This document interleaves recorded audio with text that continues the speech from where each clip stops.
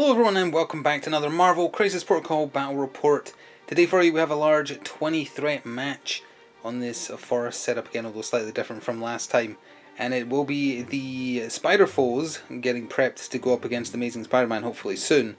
Defending Earth, I guess, against the Black Order. So with that, let's get things started by taking a closer look at both the teams.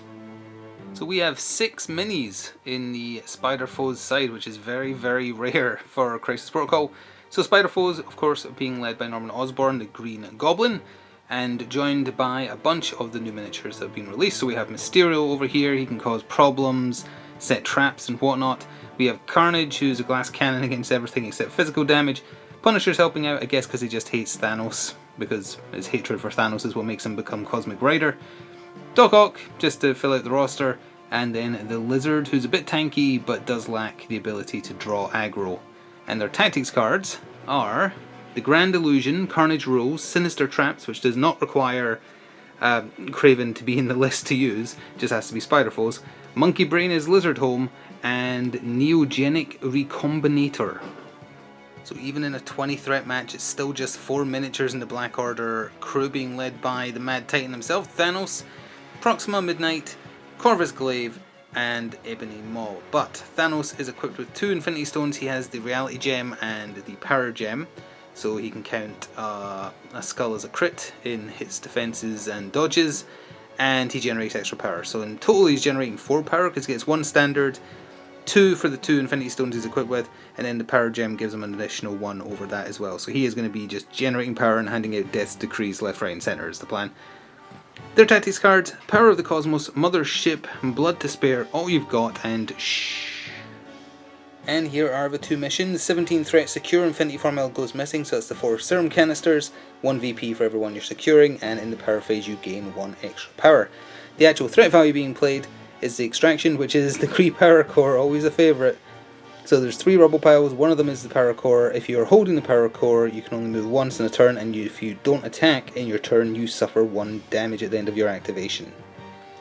And we can take a quick look.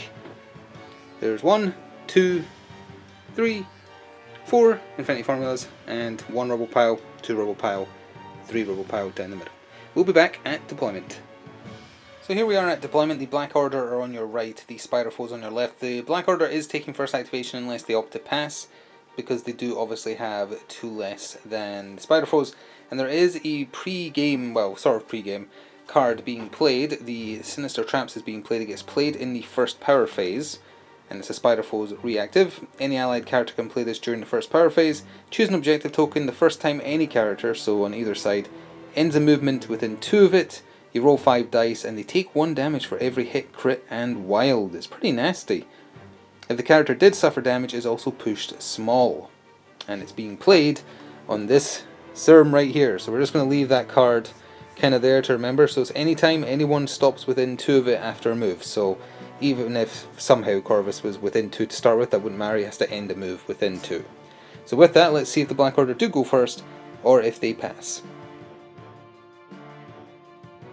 So the Black Order did decide to pass and give first activation to the Spider Foes, but I totally forgot to show where everyone is deployed, so let's quickly do that. Corvus and Proxima down here, Thanos smack dab in the middle, and Ebony Maw up behind that tree there for the Black Order. And basically the Spider Foes are in a big line, but Carnage, Mysterio, Punisher, Green Goblin and Doc Ock, and the Lizard took first activation and he moved forwards a move and a half to get within 1 of that central rubble pile. He's paid his power, he rolled 2 dice, try and get a crit to find the Power Core, and that's his roll. He found nothing.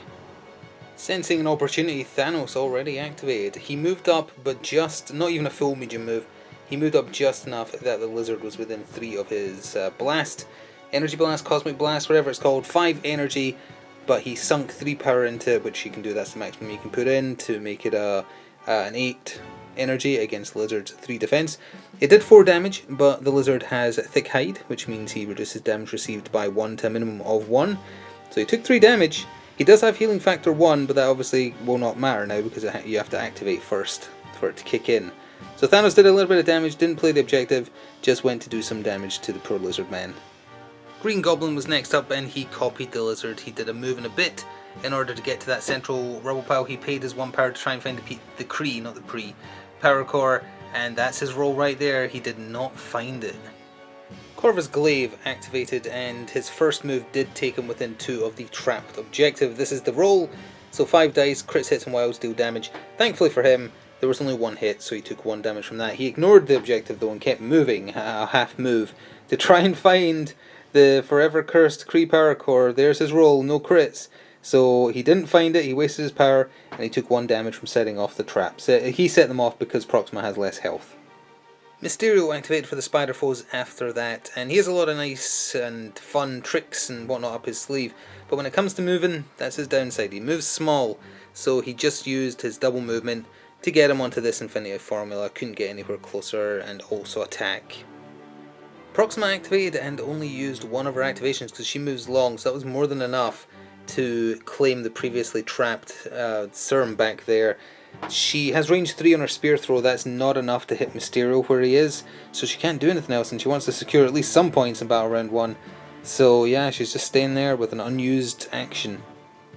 Carnage was next up for the Spider Foes. Mysterio needs no help holding that serum this turn, so he decided to try his luck for the Kree power core, and it's been pretty much going like it did for everybody else. So he wasted his 1 power on that, and he isn't even getting to kill anything this turn, which I'm sure is very disappointing for Cletus.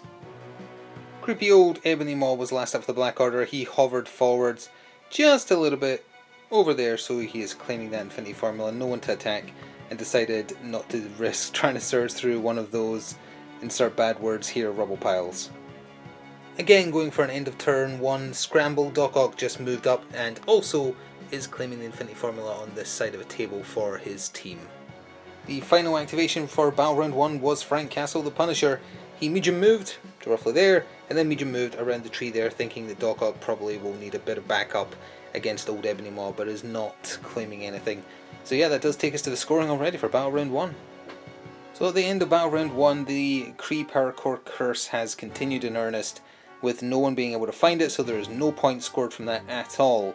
Both sides did, however, secure 2 serums each, so 1 there, and obviously the one with the Ebony Maw for the Black Order. Mysterio is claiming this one, and Doc Ock is claiming the other one for the Spider Foes. They'll also all be getting 1 extra power as we roll into the power phase for Battle Round 2. And that does mean as we go into the second round, both teams just have 2 victory points. Just 2 little itty bitty victory points each. And it will be the Black Order going first again, unless they opt to pass. So the Mad Titan himself once again got a Black Order turn started. Thanos activated. Remember, he generates a lot of power thanks to his Infinity Stones and what's not. He moved, first of all, so he was right next to the power core, and then he unleashed the power of the Cosmos. So it gives him access to his attack. Normally it's just area 1 around him, but you add on 1 level per Infinity Stone he's holding, and he's holding 2, so it was area 3. 6 energy, and if he deals damage with it, oh, and it costs 4 to spend, I can't remember if I said that. If he deals damage with it, it also pushes the targets away small. So he did that to both the Lizard and Green Goblin. The Lizard had a clear path to be pushed away. Green Goblin kind of got caught in the scenery and stopped there. Did 3 damage to Green Goblin though, so that was pretty good. It did 3 to the Lizard down to 2, which is what kept him conscious because he has 6 HP. So he's got 1 left, but did push him back. Thanos had 1 power left over, so he spent it to search the core. For the core, he rolled 2 skulls, and you might think that's bad, but the reality gem specifies that it works on interacts. So actually, one of those skulls is a crit, meaning reality is whatever he wants it to be, and Thanos has found the power core, and that is now on his person. So the Lizard activated, and he almost retreated to sit on one of the serums and let someone else charge in. But then he was like, nah, just go for him. So he moved up so that he was well within 2 of Thanos, and then spent 3 on his best attack, which is called Cold Blooded, I think. It's a 7 physical, and if it deals damage, it slows and bleeds. But even ignoring Thanos's reduces damage by 1 to no minimum, he just didn't get through his defense. Reality Stone helped, but yeah, no damage there at all. But Healing Factor did kick in at the end of his activation, so he healed 1 damage. Corvus Glaive activated and decided to ignore Carnage and go instead for a Daze. He moved so he was just within 2 of the Lizard. He did his basic strike, which has Pierce. He got 3 crits on the initial roll with it, and then eventually had 2 wilds as well for 2 pierces. It did 6 damage down to 5, needed to do 2, so the Lizard is dazed. Green Goblin activated and decided to use the power he's been generating from taking a little bit of a beating to do Night of the Goblin on Thanos. It did 4 damage, it did really well, reduced to 3 because of his rule of course, but did also poison and incinerate him. To try and take advantage of him having 1 less defense die, he then just did his basic Pumpkin Bomb attack, which is 4 energy, or physical rather. That did not get through his defense and did nothing. So Thanos is hurt. I think he has like 8 HP on his healthy side though. But the poison's going to sap his power generation a little bit, and obviously the incinerate taking away a defense die is real bad. Proxima Midnight activated next, and she was next to that serum but decided to do a spear throw, and afterwards you have to be placed within one of the target. It is not optional. So she chucked a spear at Carnage, or her spear I guess, teleported within 1, so she's now contesting the serum, hit him for 3 damage and poisoned him. Carnage has an amazing 1 energy and 1 mystic defense. He's got really, I think it's 5 physical defense. So he's very easy to damage, but he does have means by which to heal to full. Rather than do her basic strike, which would have been rolling more damage, she opted to throw her spear again as her second action at Carnage again to take advantage of his 1 defense die, although he got a crit with it. And on the crit roll on the extra dice got a wild. So he only took 2 from the other one. That's 5 damage in total plus the poison effect. Carnage on his healthy side, 7 HP, so he's still standing and has a lot of power. So Carnage activated and tried to make the most of the power he's been sitting on. He did maximum Carnage, and here is the attack roll for it. Oh yes, you notice there's no successes. So he did nothing with that, which was great. Then he did his basic Symbiotic Tendrils attack. That did 3 damage, and it also bled Proxima, and he doesn't allow targets to get extra dice on crits because of his killer instincts or something it's called. But either way, his maximum carnage whiffing with this is just horrendous bad luck. He could have easily taken her out this turn, but left her on 2 HP. Though apologies, it's actually even worse than that because of Proxima also having a damage reduction rule. Only Ebony Maw doesn't. So it wasn't 3 damage, it was 2 damage. Mysterio activated, stayed where he was, and did 2 of his most basic attack. It's a mystic attack, but only 4 dice. It's Hypnotic Gas. He did it on Proxima. The first one did 2 damage down to 1 because of her immunity, so that means he's allowed to hypnotize her and advance her small. So she has been advanced away from the serum. And the second one did not get through her 3 mystic defense. She was also out of range after that, so she couldn't do the martial artist counter defense thing either. If she moves back towards him though, he can activate his counter, where if someone moves within 3 of him, she's actually already there now I guess, so maybe it wouldn't trigger, but he has a thing where he can roll dice on people who come in close to him, if he has the power to spare that is, and do damage to them on crits and wilds I think. Oh, and just for clarity's sake, it was Mysterio's activation because the Black Order used a pass, so because it's just Ebony Maw left, and then it's Punisher and Doc Ock for the Spider Foes. Ebony Maw stayed where he was, plotting away, but did spend 4 power on Herald of Doom. 8 dice mystical attack that doesn't let the target gain power from damage from it, and will throw them small if they survive. He couldn't quite reach Doc Ock there, so he did it on Punisher, who you could just see, and managed to do 6 damage. So he just insta-stunned, or insta-dazed, sorry, the Punisher. Didn't proc the throw as a result, because the throw was after, not before damage. Didn't do anything with his other activation because he just wants to stay there. So with the Punisher dazed, it was just over to Doc Ock. He moved up ever so slightly, still claiming the serum, so that Ebony Maw would be within range 3 of his basic strike. He attacked with his arms. Flurry of Arms did not proc, though needed a wild for that. And he did 1 damage to Ebony Maw, and that is going to take us to the conclusion of Battle Round 2. So at the end of Battle Round 2, Thanos holds the Kree Power Core for 2 victory points, and Ebony Maw holds one of the serums for 1. Giving them 3, taking them to a total of 5. The Spider Foes hold this back serum here, and then also the other serum over there with Doc Ock, so they gained 2, and that takes them to 4. So it's 5 playing 4. Into round 3, the Black Order can still choose to go first again. Lizard and Punisher flipping their cards. So Battle Round 3 got started with the Mad Titan staying and standing his ground, I guess you could say, unleashing 2 Cosmic Blasts, 5 energy each, but you can sink up to 3 power into each to make them 8. He did so on both occasions, spending all his power. The first one on the Lizard did 6 damage down to 5. Unfortunately, he loses 1 max HP on his dazed side. He goes down to 5 HP, so he just got 1 shot. he is gone, and that is a victory point instantly, taking the Black Order to 6 because of Thanos on his healthy side's affinity bonus. He then did the other one on Green Goblin, pushed him back. Green Goblin took 3, but he is alive, or not dazed, on 1 HP remaining. Green Goblin still had his eyes set on the Mad Titan. He moved back into range and did Knight of the Goblin for 4 power again. This time it did 3 damage down to 2. And that was despite Thanos only rolling 2 defense dice. He got a crit. And that does put him at 5 damage in total of his 8. So he is getting close to dazed, although his healthy side affinity bonus is already, affiliation, sorry I keep on saying affinity, has paid out once already, and it could potentially pay out again if the Punisher goes down. So on that note, teeny tiny Ebony Maw over there stayed where he was. He spent 4 on Herald of Doom again on Punisher. It only did 3 damage though. So then he did his basic attack, which is Black Tongue. It's also range 4, less dice, 5 Mystic. And if we come over here real quick, we can see the 3 damage and then the 4 damage he took after that. Punisher on his wounded side only has 5 health. So he is also removed, and that is another victory point for the Black Order thanks to Thanos' healthy side affiliation bonus, taking them to 7. So we've reached the point in the game where we've had the first kind of like Sideshow Bob stepping on a rake type moment.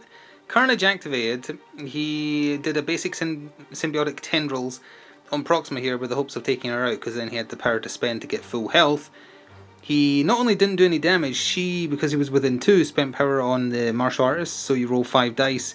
If you take no damage from the attack, you do 2 damage back. That's exactly what happened. So Carnage took 2 damage and managed to daze himself on his own turn. Insert noise of Sideshow Bob here. So Proxima activated to take advantage of this new lease on life she's been given to flee back here to claim this serum. She did not get rid of her bleed because one long move was not enough to get there, so she has taken 1 more damage. She's 1 away from dazing, but at this point she is just trying to go for victory points because the Black Order want to take advantage of this lead they're getting. Mysterio moved ever so slightly such that he is still claiming the serum, but within range 3 to do hypnotic gas on Corvus Glaive. It did not get through his defense. Wasn't really hoping to do much damage, was hoping for a while to get through for 1 damage so that he could move him small, but alas that did not happen. So it is over to Corvus to end the turn for the Black Order, and then back over to Doc Ock for the Spider Foes. So Corvus activated and spent 3 on Glaive's end, so for his next strike or death blow he opted for a strike. You get to count blanks as successes. Just as well he did that, because for his attack against Green Goblin with it, he rolled 2 blanks, 3 skulls. Lucky for him, Green Goblin rolled no successes on his defense roll. He took 2 damage, he just needed 1, he is dazed. For his other attack, or other action, sorry, he did his ranged attack, his Atom Splitter, on Mysterio because it was within range 3, so his stealth didn't apply, but didn't get through his defense, because you have to pay extra, like Enchantress, you have to pay extra to make him not use his Mystic defense. So, I think Doc Ock is probably just going to shoot at, or strike at Ebony Maw and hold the point again, so let's see what happens there. So Doc Ock didn't do his basic strike, he spent 3 power twice to do 2 loads of arm lasers into Ebony Maw. Ebony Maw spent 2 power on each of them from Mind Over Matter to get to use his 6 Mystic defense instead, so it was essentially 6v6, just straight up dice rolling. All said and done, he only took 2 damage, that puts him at 3 of his 7 on his healthy side, and that does take us to the scoring.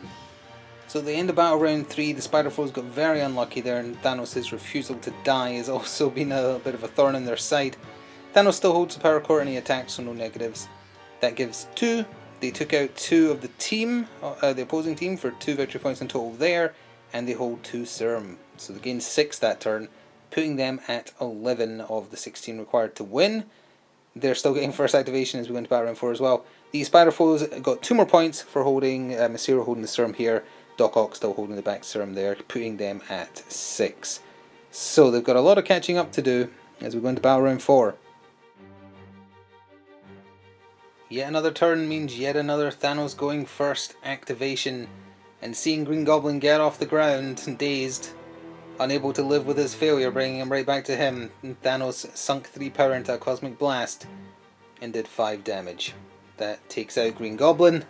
He is gone. That is another victory point, putting the Black Order on 12 of the 16 they need. For his other action, he's not running. He got rid of the Incinerate just to up his defense a little bit and stayed where he was. The lighting's a bit weird down here, but Carnage activated, moved in to get the serum and target Proxima Midnight, used maximum Carnage, and managed to do 5 down to 4 damage, which is much more than was required to daze her. However, upon her dazing, she spent, for blood to spare, which is ironic because she's on the card, when a Black Order character would be dazed, they spend 3 and then they can perform an attack. She then spent 4 to do her Quantum Starburst, or whatever it's called, the Opal Fruit attack, before she's dazed. And that did, if you can see there, 4 damage to Carnage, and then also does Bleed, Poison, Stun. So he's still conscious because he has 7 health on his wounded side as well. She's dazed, but he's ridden with stats effects and a bit closer to death, and he did not have enough power left over after doing maximum Carnage to heal. Corvus Glaive activated and moved Medium around the tree here to go protect his wife, dazed on the floor. He got next to Carnage and did a spear throw, which actually means he should be placed within 1, so he should be a little bit closer, but either way it doesn't matter at this point. He did the spear throw even though it's only 4 dice, because Carnage only has 1 energy defense. It did 3 damage, exactly enough that Carnage is gone, and that is basically the death knell right there if it wasn't already. We're still going to play it the rest of the round, but that's another victory point as well because Thanos is on his healthy side. So with only 2 miniatures left, Mysterio activated, ignoring the objective and just going for the satisfaction kill. He moved up, he paid the power for Curtain's Call on Thanos, did 4 damage, more than enough to daze him, so he did drop the Creep Power Core and Mysterio picked it up. Now, however, that doesn't really change things. Well, actually it does, because it means they won't hit 16 in this turn, but in the long term it won't change anything. But, satisfying to take out the Mad Titan. Ebony Maw activated and did a Herald of Doom on Doc Ock. It only did 1 damage, but he did get a while to chuck him backwards small, so that's why he's away from the objective. And then he just moved back to maintain this objective, so for Doc Ock's turn he's just moving and claiming, and he will be out of range to attack Ebony Maw at that point. So we're just going straight to the cleanup for Battle Round 4. So then in Battle Round 4, the surviving Spider foes did narrowly stop the Black Order from winning by getting Thanos dazed there. They only had 2 points gained, Ebony Maw claiming that and Corvus Glaive claiming this, putting them with 2 points at a total of 15. The Spider foes got 2 for Mysterio holding the Power Core, and 1 for Doc Ock moving back into position on the serum he was at, putting them at 9. They basically can't win. We'll go into turn 5 just to see. Either Thanos or a double activation from the married couple are going to destroy Mysterio, and that'll be it, but let's see what happens. So yeah, we're into Battle Round 5. What little Battle Round 5 there's going to be. Thanos activated yet again. He sunk 3 power into a Cosmic Blast, putting at 8 energy dice. He paid an extra 2 power so that Mysterio had to use his 1 energy defense. There was the attack roll, and as a result, he is very dead. How much health did Mysterio even have on his healthy side? 6. And he took 8. So, you know. So he's dropped the power core. Thanos has power left to pick it up, and he could just, medium move over here just to make sure he's safe. So just even holding that core alone is enough to give them the win. He has 9 health on his healthy wounded side, so Doc Ock ain't taking him out. So that is going to be the end of the game right there, with Mysterio getting dazed. So a solid victory there for the Black Order over the Spider foes. The biggest downside for the Spider foes was definitely Carnage whiffing his first maximum Carnage. Not sure how much of a difference that would have made in the grand scheme of things, but taking out Proxima 1 turn earlier, getting restored to full health, he could have gone and helped with Thanos. Might have made all the difference. Thanos himself, absolutely MVP. I think giving him reality and power is just his best setup. I know there's an argument to be made for giving him the Time Stone, but power and reality is just so strong. And yeah, he was a force to be reckoned with. The Lizard and Green Goblin couldn't stand up to him at all. Although they got a little unlucky as well, it's safe to say. And the only strat the Black Order had, knowing that they'd be outnumbered, because they always are, basically, was go hard on getting people dazed ASAP, so that while Thanos was still healthy, you get a chance to make use of his healthy side affiliation bonus, because once he flips, you no longer gain victory points. You can just hurt yourself to, add dice. So that was the plan, and the plan worked. Finding the weakest link and picking on it to kill it as fast as possible. Did not expect a Punisher to go down so easily to the Herald of Doom. Because he has okay Mystic defense. Just that very first roll against him got exactly enough, and it went downhill from there. But anyway, Thanos MVP for the Black Order. MVP for the Spider Foes, I would say Mysterio, honestly. He didn't get to do all his tricks and traps and such, but he was neat. Carnage just had an unlucky day, I think. But having only one Mystic and Energy defense and no way to mitigate is really rough. At least Mysterio has a way to mitigate it, but yeah. So anyway, that is going to do it for this battle report. I hope you enjoyed. Please do continue showing your support. Next time we'll hopefully see the Spider Foes again, this time going up against the new Web Warriors. Until then, ta-ta for now.